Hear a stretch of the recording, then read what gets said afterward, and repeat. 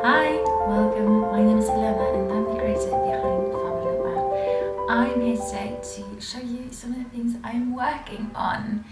I have two works in progress, which is very rare. I usually only have one. Let me start by telling you what I'm wearing. This is the Ginevra Tee version 2. I published the Ginevra Tee back in 2018. I think, and it was knit in Pickles Boo Boo, which is a bamboo yarn that I absolutely adored. It was so cooling, it was amazing. Then they discontinued it, and I didn't know of any yarns that could work as a good replacement, and so I reworked it in Pickles Organic Cotton.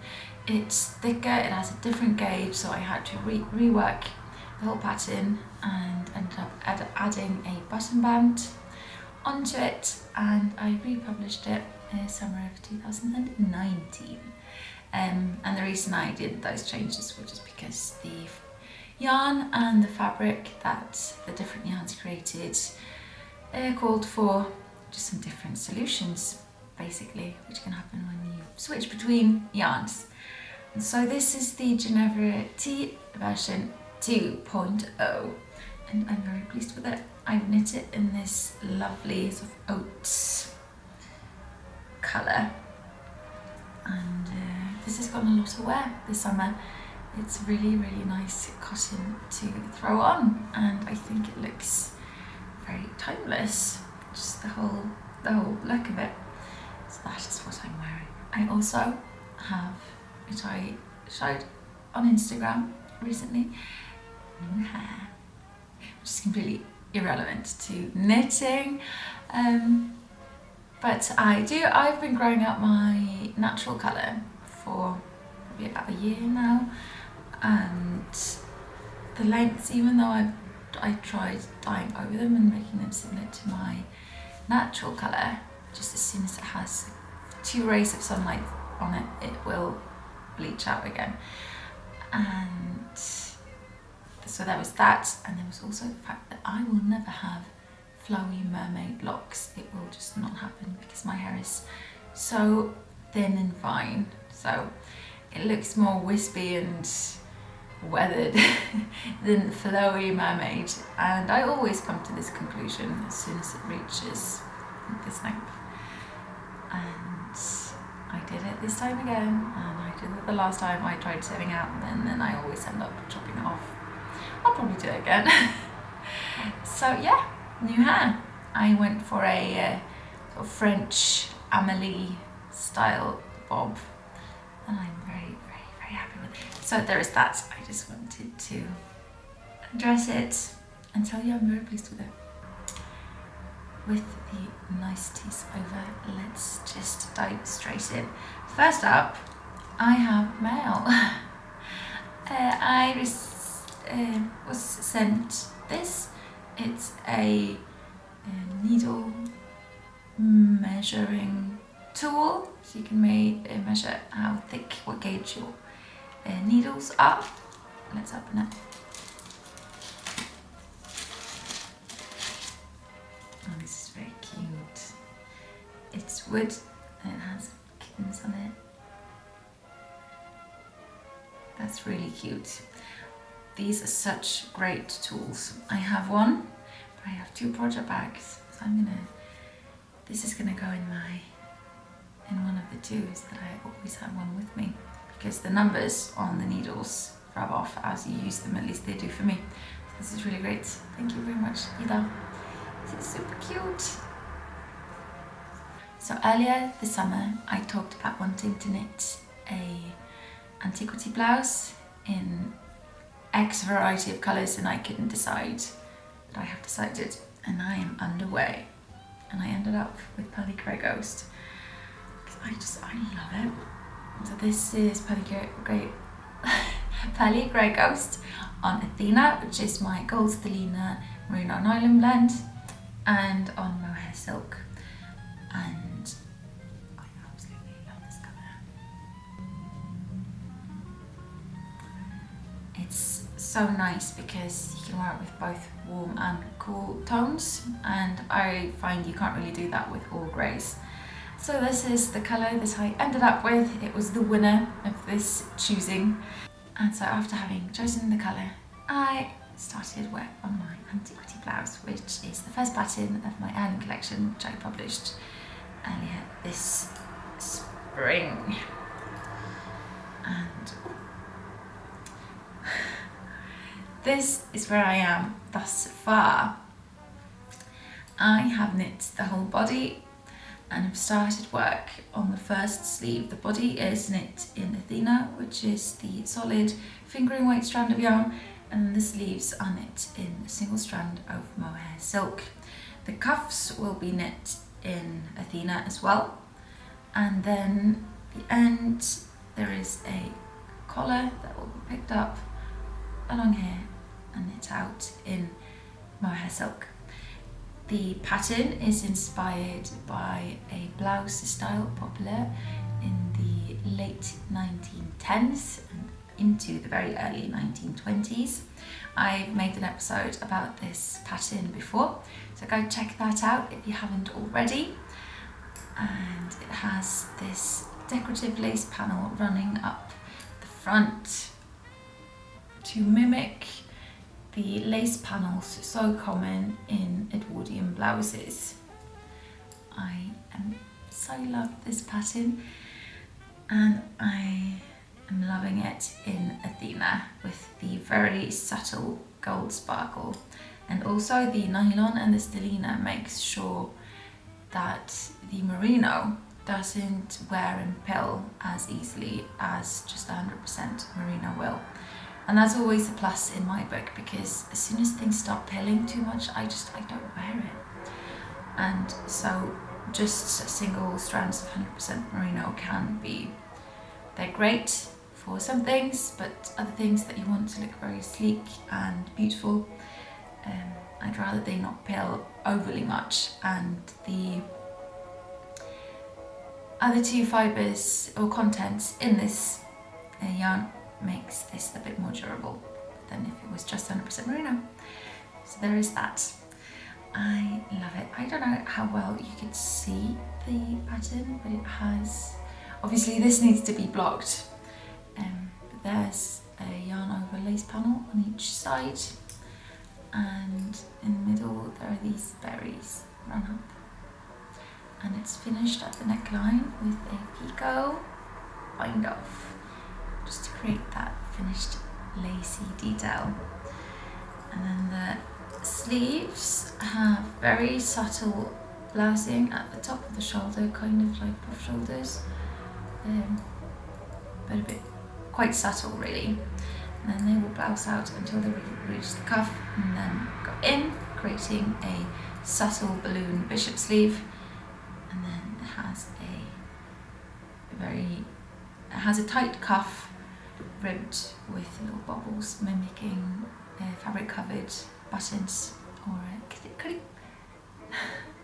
kniplinger, which we say in Norwegian, if you manage to say it, which I didn't. I knit all of this really quickly, and then I forgot to bring my yarn home during the weekend, many weekends ago now, and I ran out of, or I needed to switch over to the mohair on a Saturday morning or lunchtime, and I was not going to head into the studio just to get that.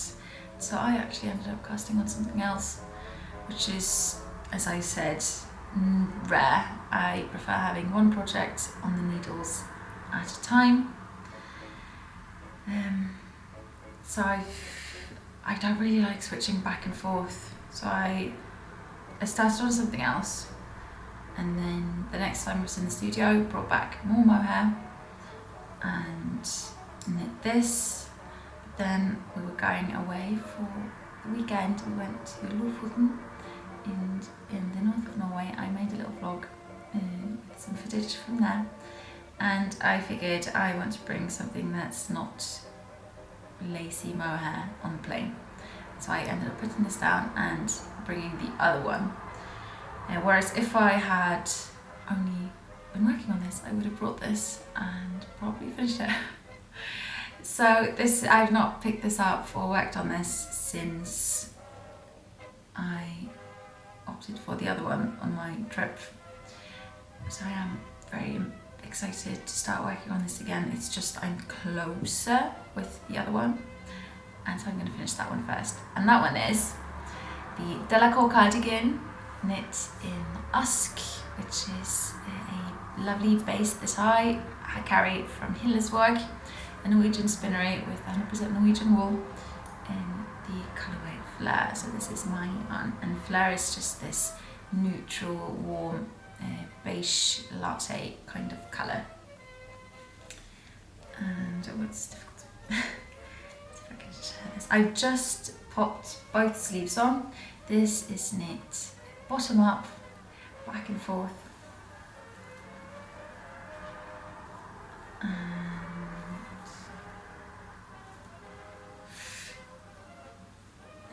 What is going on? The inside and the outside. So this is what it's looking like thus far. It's quite difficult to share. I prefer 60 centimeter needles rather than 80, even though it gets a bit tight when I have the sleeves on, and I have started the raglan decrease, but I've only done 4 of them, so not a whole lot there. So I had this yarn at home because I wanted it as my next project, and so when I ran out of mohair, I did this. I started working on that straight away, and it's meant to be knit on, or the recommended needle is 4mm, but I met gauge on 3.5mm needles, the same as when I knit my Minerva cardigan in Usk. And if you've seen previous episodes, you might remember that I messed up my gauge for Forestberry jacket that I also knit in Usk. I didn't check, and I knit it on 4mm needles, and it ended up nearly 2 sizes too big for me. And so I ended up selling it because I get messages about commissions weekly, and I don't do them. So I know there are many people who want them, and so I figured, yes, I could probably use it as a sample, but I would also much rather love for someone to actually wear it and love it and have it be part of their wardrobe. So I opted for selling it. I do every once in a while when I have prototypes, things that didn't work out, whether it's because it ended up the wrong size, or it's just a colour I don't wear that much anymore, or whatever reason, I sometimes sell my knitwear on Etsy, but I do not do commissions. If I have any watchers who do commissions and want to knit my patterns and then sell them, I'm absolutely fine with that, as long as it's in small quantity. Like, obviously no mass production of the Forestberry jacket, because that's not like copyright allowed. But there are, if you just as a knitter like doing commissions, then that's absolutely fine by me. Most people who do want to knit commissions ask first, and that's always nice, but small scale, just you and your 2 hands commissions are absolutely fine. And if someone wants to be known for doing that, or if you want me to know that you are willing to do commissions, then I can post that on my Instagram, because I do get a lot of requests for them, and as I've said 2,000 times now, I don't do them. So yeah, I ended up selling it, and for the Minerva cardigan I learned my lesson and went down half a needle size from 4mm to 3mm, and I've done the same for this. I am so excited to finish this. I've wanted a green cardigan I have my original Forestberry jacket in cream. I have wanted another cream cardigan for so long. When I knit up my a Nutcracker Jumper in Fleur. I did not anticipate how much I was going to love it. I knew I was going to be pleased with it, but it's just, I'm so drawn to that jumper now with the colour and the pattern, obviously the whole pack. But there's just something about those colours for me that I'm so drawn to and feel like I can wear with anything for any occasion. And so I'm very happy that I ended up knitting this in cream or in Fleur. To be more specific, I am very, very tempted to knit everything in those neutrals because I love wearing them. And also the Nutcracker Jumper, just in regards of pattern sales, spiked dramatically after people seeing it in cream. And it just goes to show that the colour you end up designing in is so important, because the original one I knit in this very quite bright Christmassy green, which I absolutely loved. It was for a Christmas collection. But maybe not everyone likes green and would rather, it's just all these things that I realised that not everyone can see themselves wearing things in other colours than what they are made in. And so being able to, so then knitting it in something a bit more neutral is probably a good idea, just to show what something looks like in a more neutral colour. And I think, I have no idea if this is true, that imagining something from a neutral colour to a different colour is easier rather than imagining it from a very bright colour to another bright colour. I don't know. I'm just theorising here. But the cream really speaks to me, and I think it spiked quite a lot of people, especially in the Nutcracker Jumper. So I only have a couple of centimetres left until I start shaping the neckline. It has a square neckline, and then there's start shaping and knitting it ribbed, and then casting off the stitches and only knitting from there on out. And then at the very end I will have to pick up for a button band. The buttons I will be using are beautiful buttons that my sister gifted to me, and here they are. They are so pretty. It's this swirly golden, kind of oxidized golden metal shank button, and I love it. This was, as I said, a gift from my little sister, and I adore it. I think it will be just beautiful with the cream.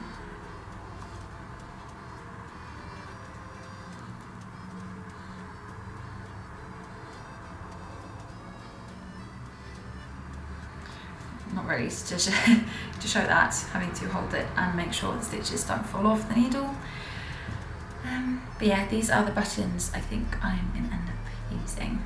Also because Fleur Usk, the base, is quite sturdy to the yarn, and so it can handle a heavier metal button much better than this really drapey fingering weight would. So I think something to keep in mind when you pick your buttons, make sure they are not too heavy for the fabric that you're creating, and this should hold up beautifully on Usk. So these are the two projects that I am working on currently. I'm going to finish this one and then do this one. Also, I usually just I do cake things up with a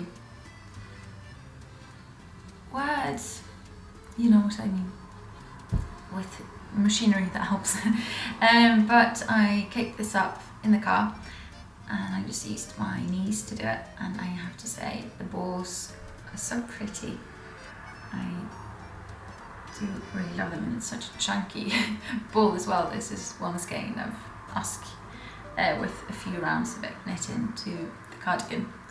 I'm going to finish this first up because I'm close, and then I will continue with this. This being my Antiquity Blouse. Once I finish both these, I have 2 patterns that I have knit up. One I have knit up in Pickles, it's coming design, and I need to knit it up in my yarn. I just need to decide on colours. And then one, which is another design coming even out later than that, I have knit up in my yarn, and I'm gonna knit up in Pickles yarn. Just to show you the different options of what they look like in the different yarns, different price points, and also because I really do like collaborating with Pickles and using their yarn. So those are the next 2 projects. I'm going to knit up the second versions of each of those designs, and after that I'm not too sure. I am very keen on a long sleeved A1 blouse in either Fleur or Nox. So Nox is my black colour, deep charcoal. I think that would be amazing, and I'll probably get so much wear out of it because my long sleeved A1 blouse in Wizard's Robes I have worn so much, and so a second one would probably be a good idea, a long sleeved one. So I'm very tempted to do that. I also really want to knit up, and I've talked about this before, a diagonally jumper in Gaelic tweed in the colour Moulin Rouge, and I really wanted to do embroider an H to make it a Weasley jumper, but I feel very conflicted, what with J.K. Rowling having turned out to be a massive dickhead, and so I don't know. We'll see. As it stands now, I don't want to do it. I'll just do a normal red jumper. Well, yeah. That's where I'm conflicted about that, and I totally appreciate that some people are able to and are fine with separating the artist from the art. I have never been very good at that, and I think that deflects from their accountability. So yeah, that's where I stand on that, just brushing over it very quickly. But I will knit a diagonally jumper in Moulin Rouge anyway, because regardless of what I end up doing with embroidery, I'm gonna wear that so much. I'm so excited, and it's gonna look beautiful for autumn and winter. So that's definitely happening. As for shop news, I am now back from my holiday, from my summer break of traversing around Norway. I have been working during the summer as well. Working for yourself, there's always stuff to do, but most of it has been sort of admin stuff that needs doing. I've not been dying anything, but I am now back 100% full-time back at work with both the patterns and with yarn, and last week I started dyeing up for the next shop update. I'm aiming to have a huge shop update, just a full stock, a full shop restock at the end of August or the very beginning of September. I will see, it just depends how long it takes to get everything dyed up. Last week I was way more productive than I thought I would be, and ended up finishing up all the undyed yarn I had, and so I ordered more yarn before I finished it because I knew I would run out, and I'm gonna pick that up tomorrow at the post office. It finally arrived, and then it's back on it. I am just dyeing up everything, just as I said, a full stock shop restock, and then I am planning on doing new colours for the end of September when Bergen Strikkefestival would have been hosted, which I was going to vend at, and the marketplace isn't happening, as I completely understand, and is absolutely right. They are hosting the courses, so there is still stuff happening, just not the marketplace with COVID and everything. So my plan is to have some new colour releases for a shop update for that weekend when Bergen Strikkefestival would have happened. So that's the rough plan of what I'm working on. I've also received quite a few questions about advent calendars. I had an advent calendar last year and I loved it. I loved dyeing it, I loved everything about it, and I think you did too. And I've gotten a lot of questions about whether I will be doing another one, because I know a lot of hand dyers start publishing these in spring. That just doesn't feel right to me, and maybe I'm stupid for not doing it earlier. But I will be having advent calendars. I will list them in September. I think I like waiting with the more festive stuff. It just feels so weird pushing Christmas in May or during summer, and I feel like even September is early, but I kind of have to start then. Last year I started end of September, early October with the listings, and it went absolutely fine. So they will be happening. So if you would like to get one, know that they are happening. I will be doing the same thing that I did last year. I'm not doing mini skeins because personally I don't use them. So I am doing 5 full skeins of 100 grams.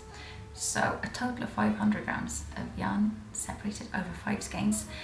One for each Sunday of Advent, and then one for Christmas morning, Christmas Eve, depending on how you like to celebrate. There will be more info on the Advent calendar and sort of inspiration for it and all that stuff later, but do know that it is happening. That's all I had for you this time around with my 2 works in progress and some general bits and bobs. Thank you so much for watching, and I will see you in my next